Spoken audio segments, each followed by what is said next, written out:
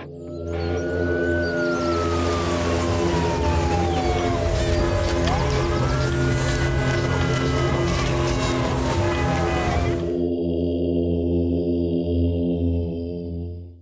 my name is Lauren, and I'd like to take a minute to say how much I love the World Through Zen Eyes podcast.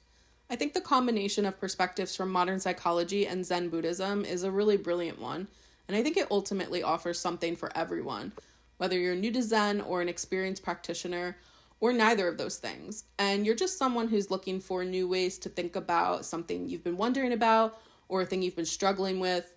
A lot of the topics are based on suggestions from listeners about those things, about the daily chaos of everyday life that we all experience. So I think it's a great service, and I hope it's able to stick around for a long time. If you're a listener who's gained something meaningful from the podcast, please consider making a donation to help offset the weekly production costs. You can do so by going to the podcast section of soshimsa.org. Or go there directly at soshimsa.org/The World Through Zen Eyes podcast. Welcome back to another podcast or another episode of the podcast, The World Through Zen Eyes. I am Young Ansunim here with Dr. Ruben Lambert. And this is going to be interesting. The topic came up. Well, the topic sort of deformed and not completely done, actually, is what this is.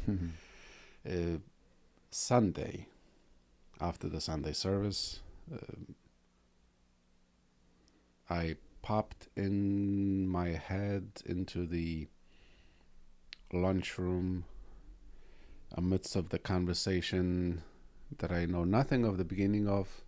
I was just mid entry, and a set of eyes shot at my direction and said, maybe that's a good podcast topic. I said, what is? And they said, numbness. And before I could inquire exactly of what was being talked about, what they meant by the thing, I was wafted away to other responsibilities, and it's never been fully formed as a question or a topic. So a one-word title, numbness, and so that's where we're at, and we'll kind of go with that. I mean, were you there for some part of this? Yes. I was there for some part of that discussion. So I give believe us the starting point. The onset was a discussion that everyone's having regarding like addictions. Primarily, it was being discussed with one of our members who has stopped smoking cigarettes and was chewing nicotine gum. And in addition to that, he was talking about some of the alcohol use, and he was just connecting all the reasons behind why when he was at his worst, he would use alcohol or rely on cigarettes to get through difficult times. And part of the things that were being highlighted was the numbness that is drugs and alcohol can create, right? Where when you're dealing with some kind of pain, it can numb you from the pain, right? So so numbness as a sort of avoidance, actually. Avoidance and dealing in terms of in pain and suffering of whichever way. And so right, because there's on one hand we have the use of substance as a sort of I want to feel good type of thing, right? And that's if the norm is normal, then the substance use means above average. So if it's the average mode of operation, I want to feel something above average, and so I want to feel good and high, whatever. And then we have this particular sort of way of using, or the reasoning for use, which is I'm suffering, and so I want to go from, essentially, we could say, the other direction. So from some elevated state, in this case, of discomfort or pain or suffering of some sort, to an average. And so it's either like, not either, these aren't the only options, but, I'm too average, so I want to feel something more, so there it is, or I'm feeling too much, and so I want to feel less and kind of return to the average. I just want to be sort of normal, quote unquote. Okay. Well, it is. We have that, and also we see this in self-mutilation, right? It's sometimes I feel nothing, so I am numb, and if I cut, then I feel something, and feeling something is better than feeling nothing. And then sometimes in the other way around, I'm feeling too much, so if too many things going on, so if, let's say, if I cut myself, then I'm feeling the one thing. It's sort of all of that ephemeral thing collapses onto a very specific, at least I know what it is that I'm feeling. I know why I'm feeling it, right? And it's almost like to also hook the mind to a point. I thought of like, when Unsanim, our teacher, does like acupuncture, right, and the needle gets stuck. He uses the technique of pinching over here, and then it gets loose over there. And so movement of the mind, sometimes people who are going through overwhelming, intense emotional pain and they have no idea how to manage it or get rid of it, they can cut, because then the mind will shift away from this grave, intense pain to the physical pain and just hunker down on that, releasing, or at least not really releasing, I can't say releasing, temporarily distracting from the intense emotional pain. So it brings to them this idea of a temporary alleviation. So, I think to sort of place it somewhere within Burgyo-sasan, within the Buddhist philosophy, it's extremes. It's sort of dealing with extremes. Well, think about it. They're bouncing here. You're going from cutting physical pain to emotional pain, and then they bounce back and forth those two spots, right? So there really is no real... Or running away from pain towards some normalcy, or running away from normalcy towards a feeling of something, and sometimes anything. So it is bouncing between the extremes, and this is kind of where the I guess we could say the starting point within the Zen philosophy. We could kind of just anchor it there. And in terms of extremes, we have that same thing. The Zen philosophy warns us of extremes in whichever direction, and I think frequently I've talked about the extremes of hate and love in their extreme expressions. But this is a thing for us human beings. This is a thing for us human beings living in this world. We like not some people at times, whatever, disclaimer. We take a very hot dish on one end and a very cold dish on the other hand, right? Our perception of the full expression of flavors really is more middle path, right? So when the food is too hot, you can't taste the whole bouquet of flavors. When the food is too cold, you can't taste that either. Which is why ice cream is so extremely sweet, because the sweetness of it gets lost in the kind of temperature of it. And so I say this to say that we are seeking some kind of a happening, some kind of going on the basis of the fact that it's the pursuit of the loud, and that the subtle is kind of escapes us, right? So there's a subtlety, a sort of umami of life, if you will, but it's also like take fruit for example, right? We enjoy a fruit, and this isn't to say everybody, right? But cold, Mm-hmm. right? Or salad, for example. We want it in the refrigerator, nice and crispy, Right. and this and that, and it sort of deviates from the natural state. The flavor of cabbage, say, it's in sort of natural surroundings, right? But when we either overheat it or or sort of refrigerate it, there's a loss of something. There's, yeah. It's And almost like the fire, like you were saying, the fire, the hot dish will burn your tongue.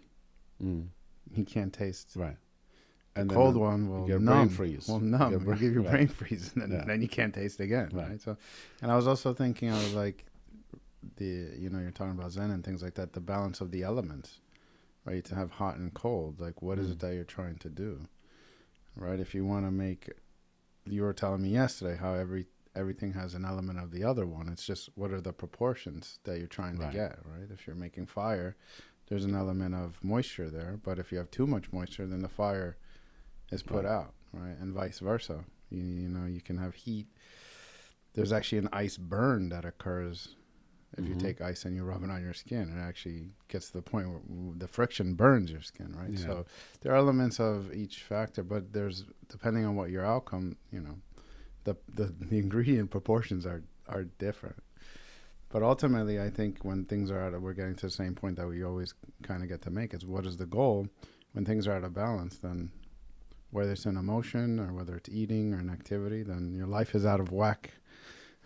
Right. you know? Because we have this idea of this fear, perhaps, that in subtlety, there's boredom there, right? Because Right, in the sort of in the average, normal thing, there's nothing Yeah, they get special bored. about it, Yeah. and that has to do with our kind of deafness to it and our desensitization to it and our Mm-hmm. kind of, so the way of attunement really is frequently a Zen thing, right?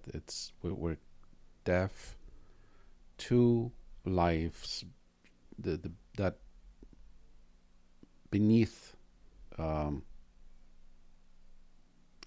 that which seems to be kind of average, the amount of going on, the amount of happening, the amount of activity, action, we want action, and we're in the stillness, seeming stillness of things.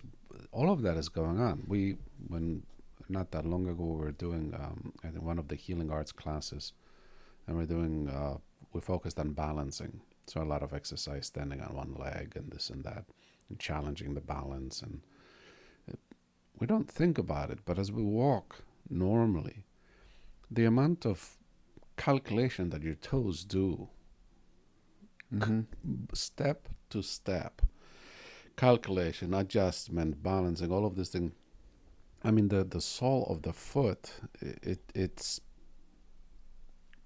really busy with going on. It's the opposite of boredom, right? It's the opposite We're of just boredom. mindless, so Yeah. we don't even focus and pay attention to that. But there's a whole Yeah, it's a whole universe going on, and there's a whole absolutely cacophony, intriguing a whole orchestra Yeah, working. yeah, there. intriguing. Yeah, It's not boredom; it's intriguing thing, but it's hidden in the sort of low volume or low, Yeah. kind of nuanced thing. And this is there's a problem I see with a lot of people, teenagers in particular. yeah, Kids get to a certain stage where they just say, Bored. I'm bored. I'm bored. And some people too, some adults also, either in relationships or their jobs. Or Well, do you recall the the monotony details of of everyday that life. self-electrocution study that they did? There was a the group of milligram people. study? No, there was a group of no. people that they were That's a whole given a other chair thing, and yeah. a table and a button, and I don't recall the details of it, but I think you were told to sit there for like 10 minutes and nothing to do. You can't read, no phone, no nothing. You just get in a room and you sit there, and the only form of stimulation was that you hit a button and it electrocutes you. Obviously, nothing life-threatening, I'm supposing, but And I don't remember what exactly the number was, and this was a kind of an anomaly, but Yeah. there was a fella who electrocuted himself something to the tune of like 300 times, Yeah, I can see that. you know.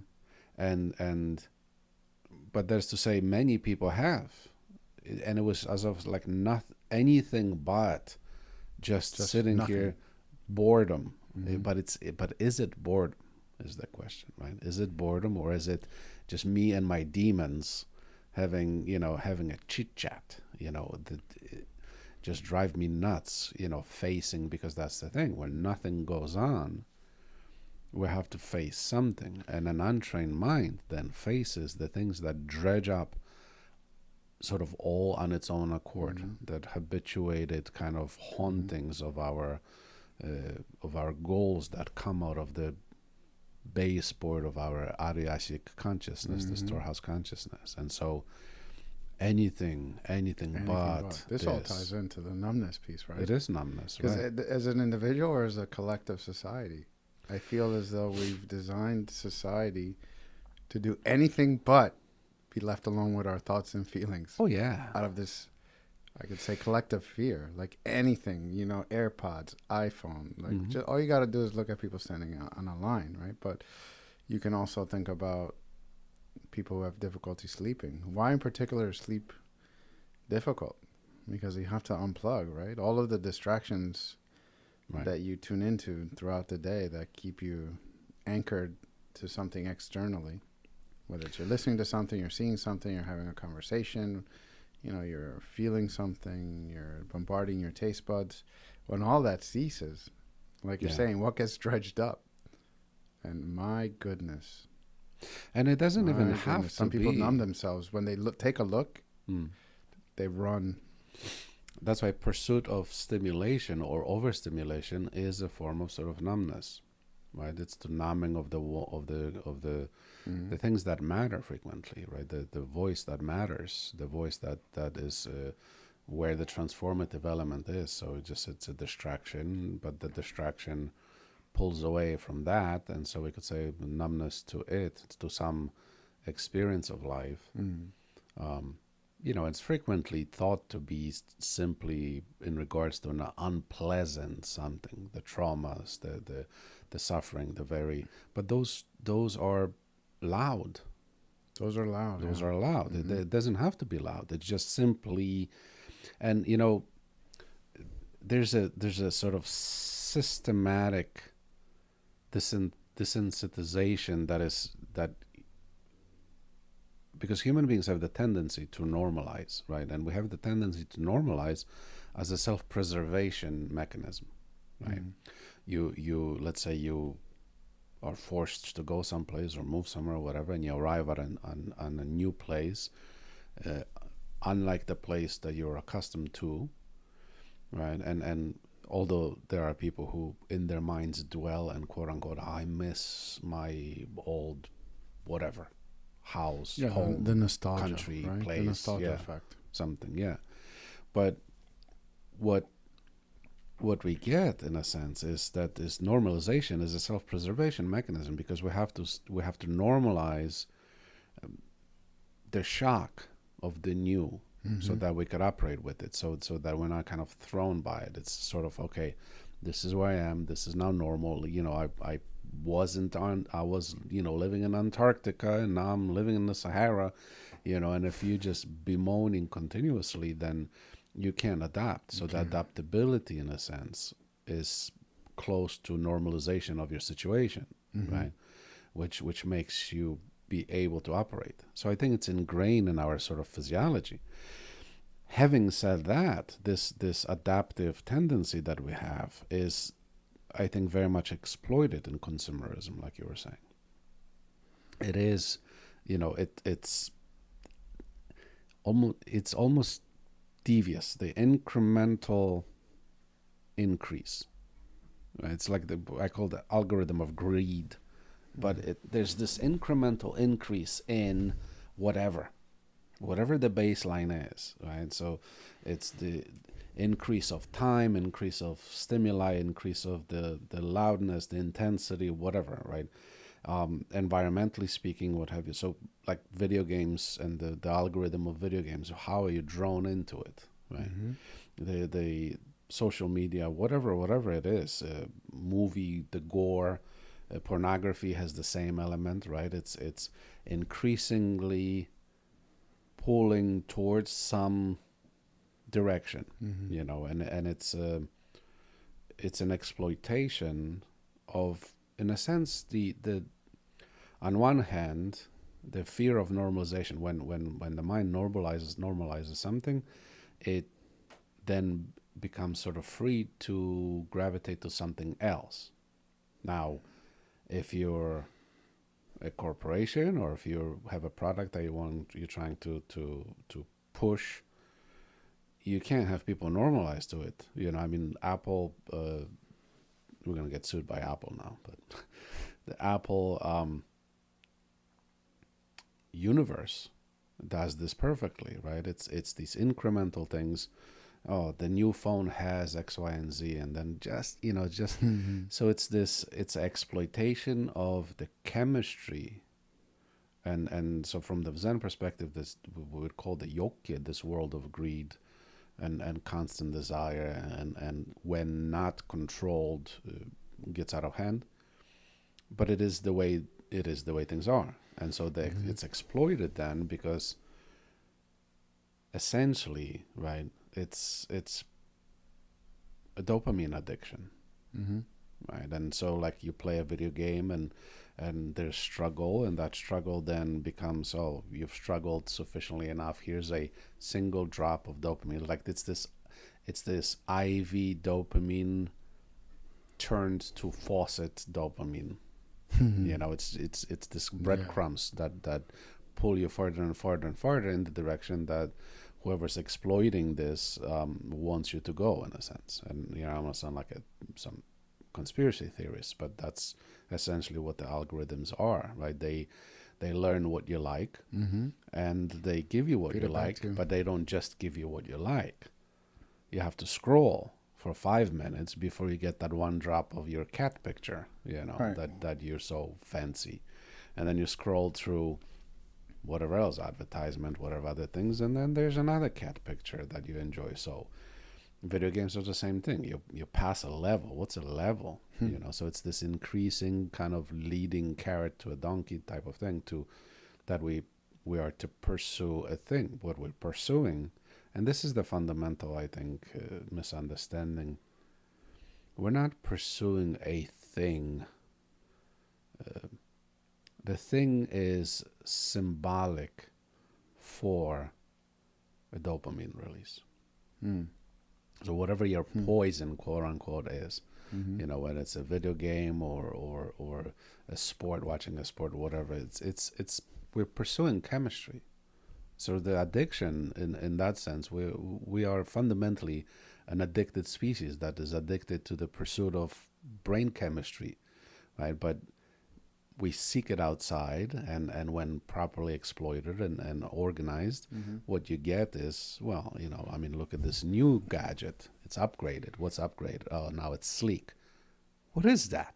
What does that word mean, that it's sleek? You know, and they just do a shift, right? It's always expansions and contractions, right? They go big, and then people are like, wow, mine is small. They have that, what is it, iPhone Plus or whatever, Pro, or they went big, and then they're like, now they go sleek, like you're saying. They're like, well, wait, mine is big, now we got to go slick. And I think you bring up a very interesting point. Yeah. Because there is, like, it's a generational thing also, right? So that there is a movement in the kind of a rising counter response to that typical bigger, stronger, more power, you know, bigger, better, faster, all of that pursuit of that. There's almost like a counter resistance, and so minimalism has made its way kind of around back. You know, that's a fancy thing, minimalism. You know, and the dumb phones, are a thing coming out or have been coming out. The the dumb watches. Everything was started dumb, quote unquote, and then going to smart and smart and Right, smart. right, Now AI is going crazy, and then and but there's a sort of counter resistance people, and it's a generational people. Certain generations which is the newer generations, interestingly so, are kind of, there's a counter movement in that Right. direction, I've heard in people response to that. teachers talk about going back to paper and pencil as a Right. counter to Mm-hmm. the AI and the computer, Yeah. the reliance on technology doing the thinking for you. And they did a study. I think MIT did it. Yeah, of people who use Right. ChatGPT and AI to write their essays and whatever, and there's a significant decrease in brain function. Yeah, I mean, I mean, congratulations, but you don't need that to know, right? You could you could look at it. I talked about this in a podcast, right? When something is created, it's a benefit, but then what is the loss or the cost? Like I've spoken about when cell phones came out, right? And then how many phone numbers does anyone in the audience really remember today? There's probably people that remember a ton of way back when, before cell phones, right? Your childhood telephone number, your best friend's telephone number, Right. because you actually had to recall and use it time and time again when you had to get to the payphone, Yeah. right? You had to recall it and use it. But then when the cell phones came out, all the new phone numbers that you learned, you didn't practice, retrieval, encoding and retrieval Right. time and time again. No. So you don't know it, right? Because you became reliant. Same thing. If you're having this technology do the thinking when it comes to writing, you're going to see over time people you give them paper and pencil on the spot, they're going to be drawing a blank. Right, but what's the other element of it is that it's sort of murderous to innovation and imagination. That that what it's doing, in a sense, it's creating a singular collective, because that's what AI, right? It peruses the information and it kind of algorithmically arrives at what would be the sort of medium or medial, whatever the term is, the kind of average thing. They look at trends. They're Right. analyzing constantly trends, people that want to go viral on social Right. media. It's just trend analysis. Yeah, and so what They you bring get it back is to the trend. there's no uniqueness. So it saps the uniqueness of the thought of the person. But I mean, not to sound like an old man bemoaning some good old days. Progress is not only needed, but it's sort of a natural. It's evolution. Right. Well, we didn't have to. Let's go back to caveman times. We spent a lot of our time, and we dedicated it to figuring out chopping wood, how we're going to make fire to have light and to have heat, and then hunting, and as we progressed, and those things were like instantaneously taken care of for us, then other things develop, technology and so forth and so forth. So yeah, there's a loss, but then if there's I guess the healthy way to look at it is if that then frees up, it's like a computer, right? All your space is taken Right. up, but if you free up that space, what do you do with that freed space? Mm-hmm. If you then take that freed space to break barriers and expand your consciousness, expand your thinking, and break the molds, Which is a lot of wishful thinking. Well, Because COVID and the Yeah. lockdown of COVID. a lot of people didn't fall into the category that I'm describing right now, but hey, I'm projecting that out into the universe to see if people can catch on to that shooting star. Right, because usually we get to sort of complain and bemoaning of lack of time, and then during COVID, everyone was granted. Just had time. The wish was granted, but how was the time utilized, and what was it? Was it replaced? So we make a lot of excuses. I think the in our memes lives. of the door. Before COVID, I could walk to the door. Post COVID, people got stuck at the door. Oh, Because we sat around with Uber Eats and video games and that's it. But yeah, the wishful thinking was that you only had time. yeah. Did you If I only read? had Did you time. write a book? Did you Right. do meditation? Right. Sometimes we say that in our heads, but then when reality actually hits, we don't take advantage of those moments. Right, because they're excuses. Fundamentally speaking, they're excuses. Yeah. To be honest, and this honesty is numbness. Right. right? It's avoiding. it's avoiding of a reality. Yeah. It is numbness, and you know we the Zen principles really. We talked about emotions, and sometimes it seems like Zen suggests that we are to be sort of emotion castrated, as I've put it, I think. And the idea of you know that absence, so it almost suggests, if you don't pay attention and if you just kind of haphazardly grasp at it, it almost would, one could say, wrongly so, but one could say that Zen invites or suggests some kind of a numbness. You mustn't go into the extremes and this and that, and so then you're left with this average kind of. But it isn't. No, it that's isn't not that. the case. And this is a rather gory imagery per se, but I've frequently talked about this mechanism of enlightenment as a funneling, right? So let's say we have this broadness of the whole, and then that slowly funneling, and we could apply that to simply the focus of the mind, or paying attention, or attunement to those things that are subtle, right? So you're going cross through a desert of what seems like numbness, or what seems like boredom, or what seems like just completely, why even then? Nothing going on. But it's not that it's nothing going on, that we've just, you go to a concert and you stand, well, I don't think you even have to stand next to the speaker. You just, your ears are ringing for whatever 3 days, and you can't hear the normal volume of things going on because you still have the ringing of ears. So if volume was at 10 and now it's lowered, and you still have, in your head is still ringing at 10, and you have anything playing at 5, or God forbid at 1, that might as well not even exist. So the experience of life is numbed out of us. But as we move through this funnel thing, and we get to a pinhole. And this is either a pinhole, we could say, in our focus state of mind. That's why, in Zen we frequently talk about single-mindedness, and that focal point of you've driven to just this pinhole thing.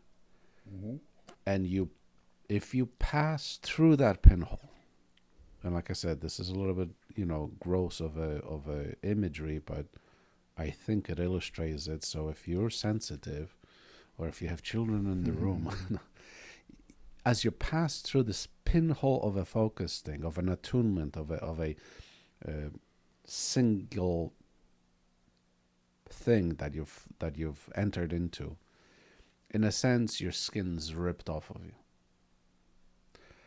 And you fall through this pinhole, becomes a door, and you fall through it to the other side, and the other side is the prodigiousness of the universe, the great experience, the entirety of humanity. But so essentially you almost return back, right? It's this kind of as if it were a wormhole or a black hole, but it pitches you back into the life that you just left, however skinless.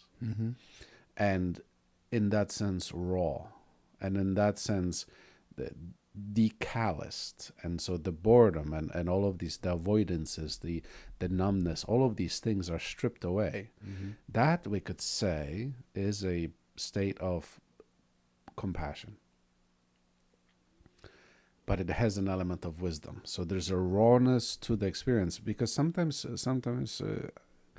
people claim that Zen and the Buddhist, it sort of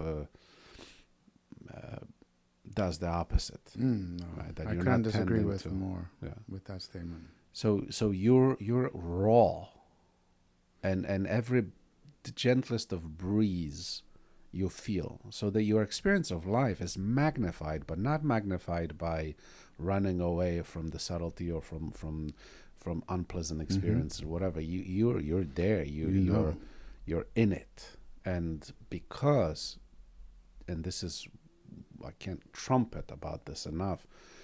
This idea of wisdom as the two wings of the same. So one wing is the compassion, and the other one wisdom. I mean, they're synonymous almost. If you really get into the detailed philosophies of it. But the idea is you absolutely feel this is the bodhisattva thing, right? The pangs and the suffering of the world. But the wisdom allows you to maneuver within it without drowning in it. Yeah, there you because we get that, what's that? Empathy, right? And the empathy is another one of those words that's thrown around, and I'm empathic, and empathy can be such crippling, as if it were a disease, right? And without the wisdom, right? And I I hope our listeners who are empaths, and you understand what I mean here.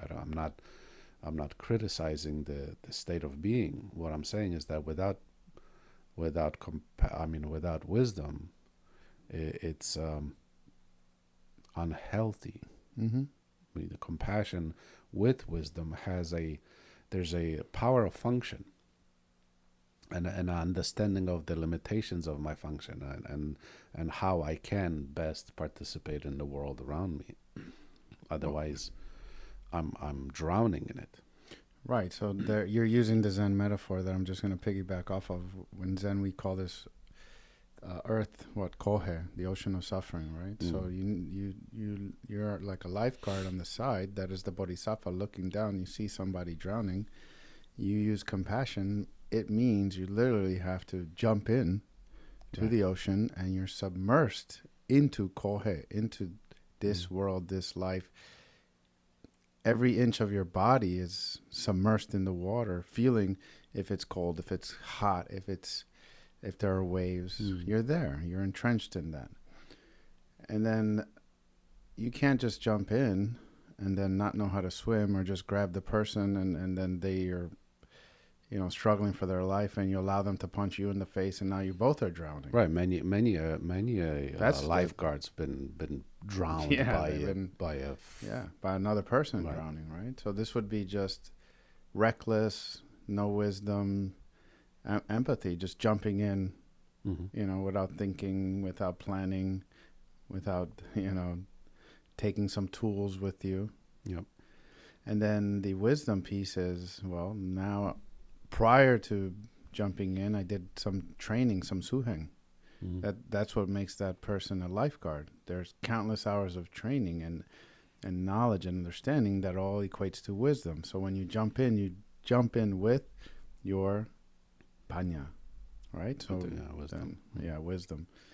Then you have to swim, and then you can properly rescue a person. Leave all those tools behind. You're just jumping into two drowning people is what you get. It's an abyss that will just suck you in. Yeah. It is so this idea of numbness is I think largely connected to our we've sort of been hijacked, like I was saying, the exploitation of that human tendencies. Monks take vows, and some of the vows are aimed at that very premise, right? Like the monks are, not allowed to watch people fighting, for example, right? Or sort of the violence thing, because the idea is, initially one is repulsed by repulsive things. Then if one over time watches the repulsive thing sufficiently, that repulsive thing becomes curiosity, and then becomes normalization, and then becomes want. You like it, and so you want more of it. So it's this kind of that which initially a person might have found repulsive, if exposed to it sufficiently enough, there's a stabilization, normalization, and then out of the absence of it, there's sort of normalized. Now that continuous trajectory turns into now we want it, so there are certain vows that monks take into account this human nature and warn us against falling prey to these things. It's a common complaint I hear nowadays, and it is valid. With the advent of certain social media apps, there's instant access to just any kind of information. Whereas when I was growing up, I'm not trying to sound like someone going into nostalgia or my generation or era was better. That's not the point of this. It's just a fact that there was less access, let's say, to seeing a violent video. Now you can, again, on particular acts, you can see every kid can see that. Yeah, so you can see really aggressive acts of violence.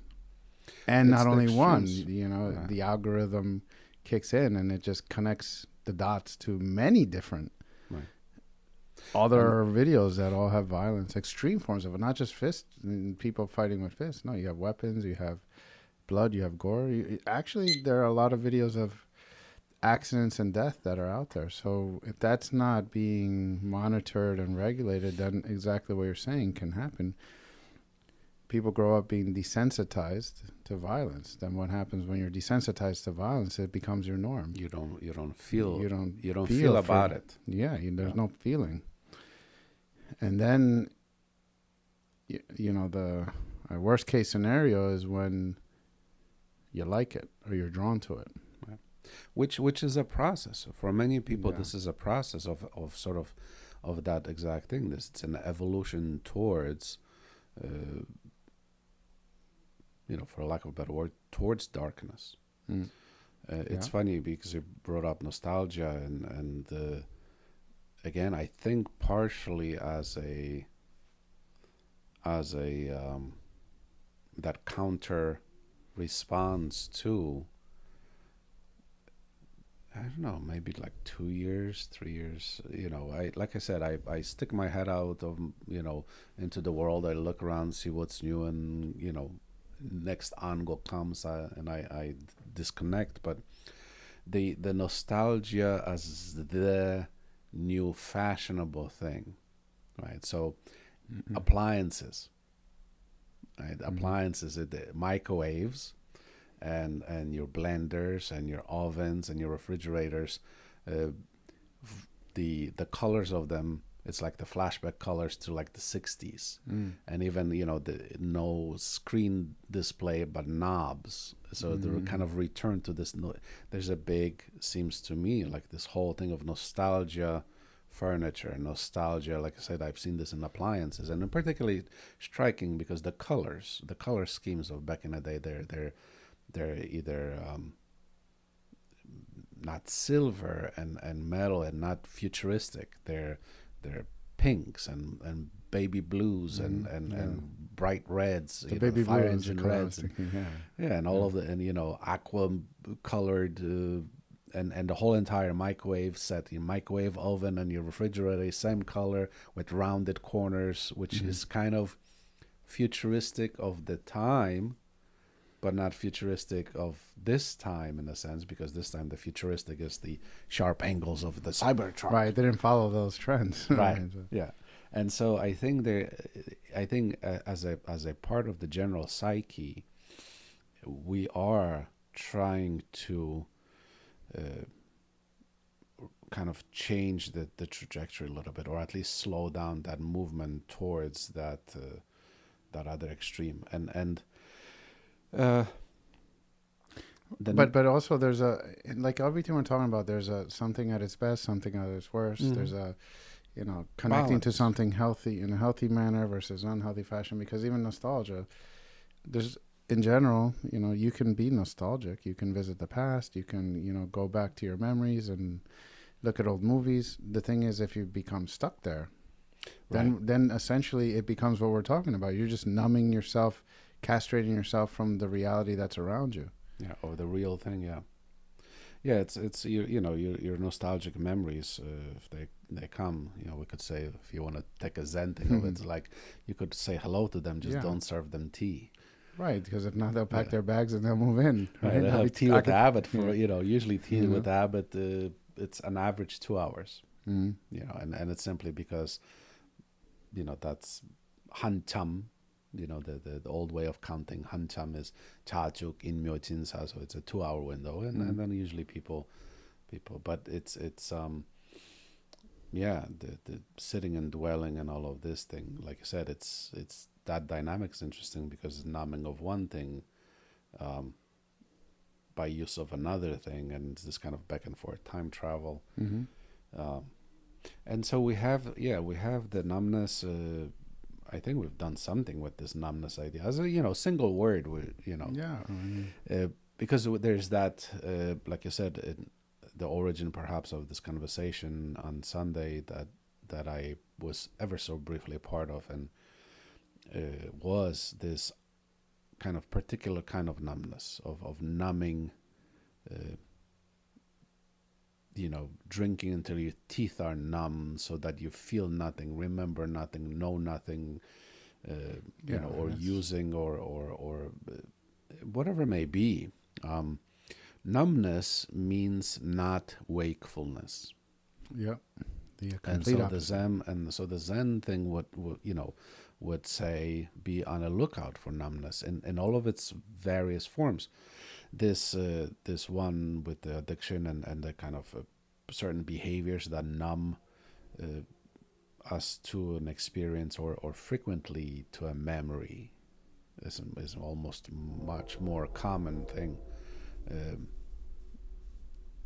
It is the louder end of the spectrum, and then we have, like we said, this more subtle things. It's the numbness to, or the absence of awareness, we could say, which we could call it ignorance if you wanted to, really, right? So this numbness is in opposition to wakefulness. Mm-hmm. There's a sensitivity in numbness, so we don't pick up the less obvious, the less perceivable, which is again in opposition to the Zen principle of wakefulness and really complete participation in life. Because in participation in life, from the Zen thing,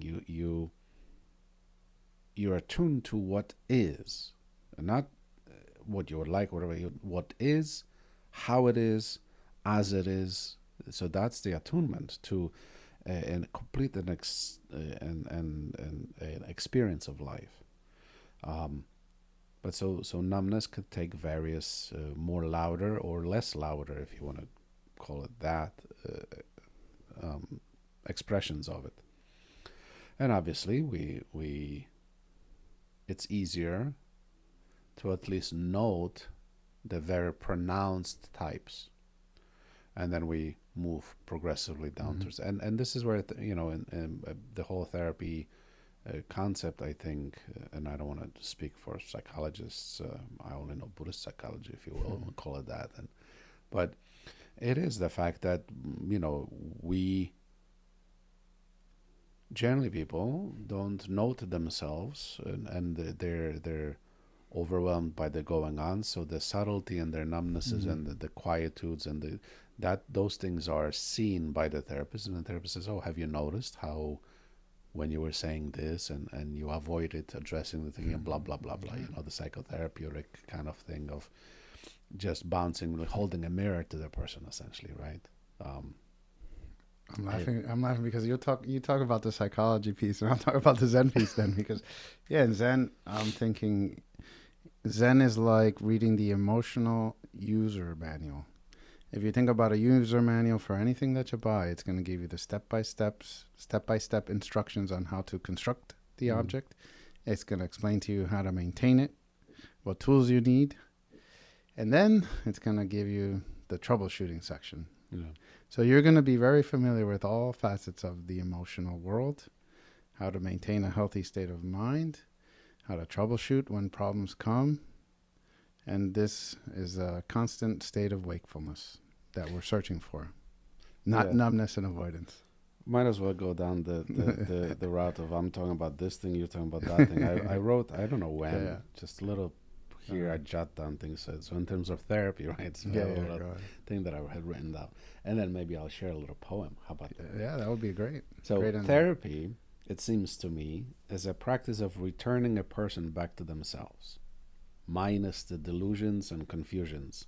They walk away lighter and closer to their true self, and therefore closer to heaven. Said a Zen monk about therapists. But sort of to connect maybe to that rawness of experience, I did write a little poem a few years ago. It's not exactly, well, whatever. It is what it is. And I think a bookend via poem is cute. Let's go with that one. Mm-hmm. So it hasn't a title, but here it is. Maybe someone in the audience we can. Suggest a title. Suggest a title. Suggest a title and win a signed copy of it, or tea with I don't know, something. Yeah. The breaking free from the great bondage is accompanied by the thunderous crack of the rib cage ripped open. Dust of the settled thoughts and ideas spewing into the air, the vain vines of bondage snapping like whips, the cage ripped open. Take and fillet your heart. Stretch it open so that each of its 4 chambers encompasses the 4 directions. You must catch the world in your heart, the whole of it, like a butterfly net. Swoop it down over the existence, over all of the existence. Be sure to catch it all, for if you leave a single speck of dust behind, it will tip the scales and you will lose it all once again. I am Young Ansinim. I'm Dr. Ruben Lambert. I'd like to name that poem Pokemon Gotta Catch 'Em All. Pokemon Gotta Catch 'Em All. Gotta catch 'em all. Until next time, take care of yourselves and each other. From my heart to yours. If you like what you heard, pass it on to someone else so that they can enjoy it and learn from this podcast also.